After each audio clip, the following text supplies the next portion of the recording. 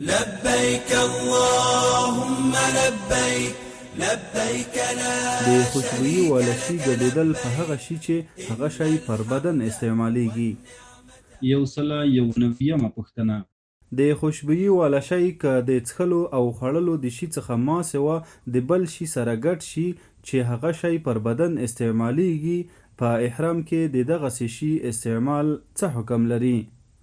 ځواب: د خوشبويي والا شی چې د هغه شي سره ګډ شي چې هغه پر بدن استعمالیږي، د دغه شي داسې حکم دی لکه د څښلو د شي.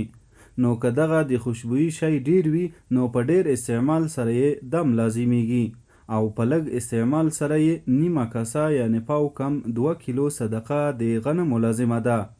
او که د خوشبويي شی لږ وي په یو وار استعمال سره یې نیمه کاسه یعنې پاو کم 2 کیلو صدقه د غنمو لازمه ده.